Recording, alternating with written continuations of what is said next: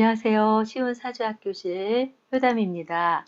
오늘은 금묘화실의 개념 이해라는 제목으로 강의를 준비해 보았습니다.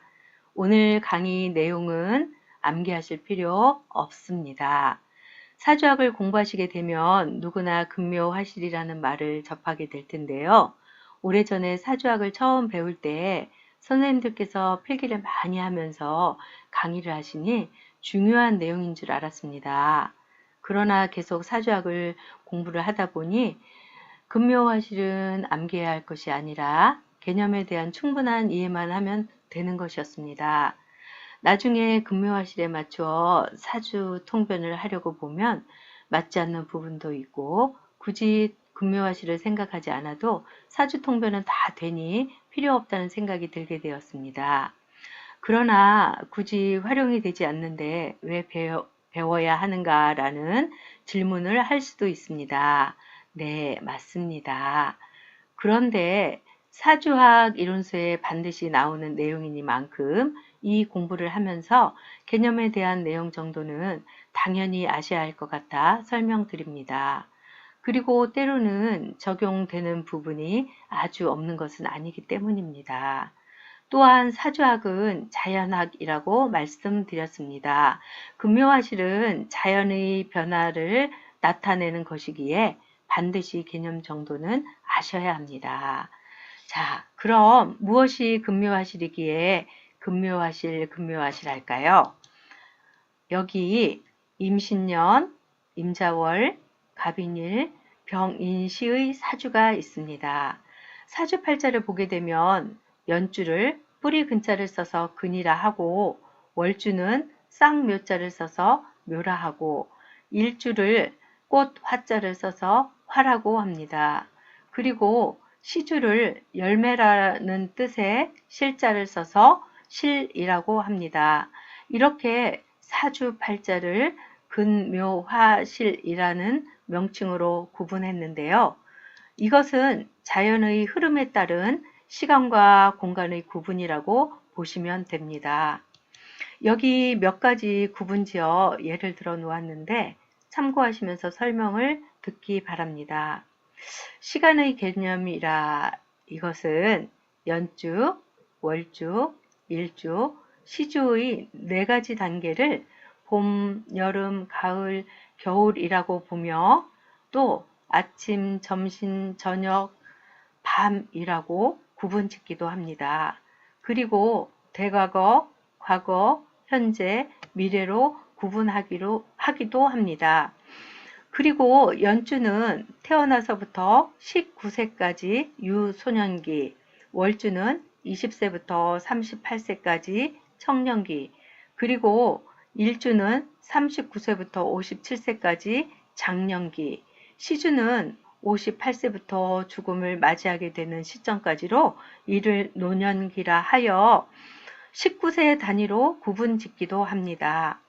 그런데 어떤 분들은 15년 주기설로 60갑자를 4기둥으로 나누면 15가 나오는데 그래서 연주 초년을 태어나서 15세까지, 월주 청년기를 16세부터 30세까지, 일주 장년기를 31세부터 45세까지, 그리고 시주 말년을 46세부터 죽음을 맞이하게 되는 시점까지로 구분하시는 분도 계십니다.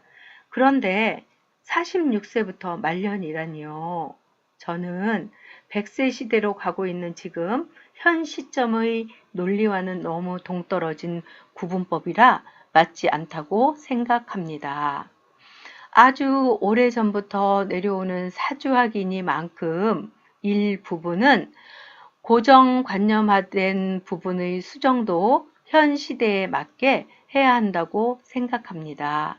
왜냐하면 사주 상담을 하다 보면 구시대 책 속의 내용을 적용해서 통변을 답습하다 보니 유비쿼터스의 시대 또 100세 시대에 살고 있는 지금과는 맞지 않는 부분이 너무나 많기 때문에 자연이 끊임없이 변화하는 만큼 사주학의 이론도 변화가 이루어져야 한다고 생각합니다. 그래서 저는 원형이정에 따른 시기론인 19년 주기로 보는 것이 맞다고 생각합니다. 19년마다 음력과 양력이 정확히 일치를 한다고 합니다. 이렇게 유소년기, 청년기, 장년기, 노년기로 구분하는 것이 더욱 타당성이 있다고 생각합니다. 이렇게 의견이 서로들 다른 부분이 있는데요. 여러분들도 어떤 논리가 맞는지 한 번쯤 생각해 보시는 것도 좋을 듯 합니다.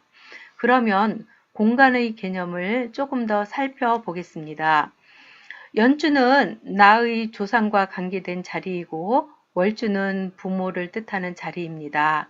그리고 일주는 나와 나의 배우자, 그리고 시주는 자식을 뜻하는 자리입니다.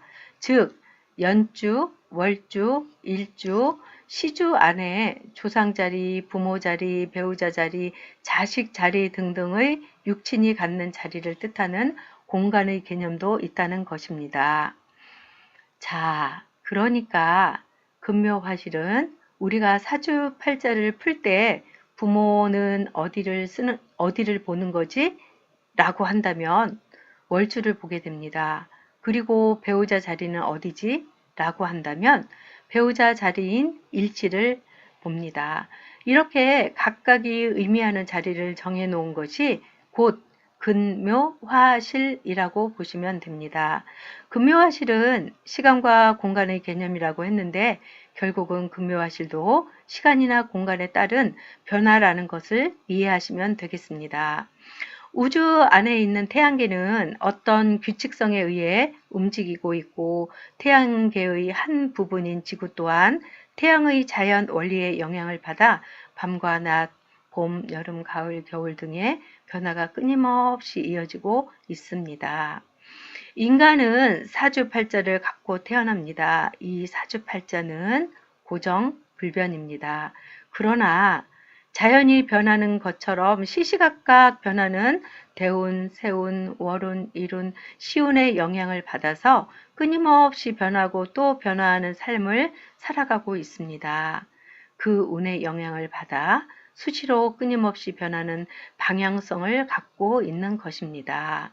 처음 엄마 뱃속에서 태어나서 유아기, 초년기, 청년기, 장년기, 노년기로 서서히 변하는 삶의 중심에 있는 것이 바로 인간입니다. 우리는 자연이라는 환경 속에 던져져 있습니다.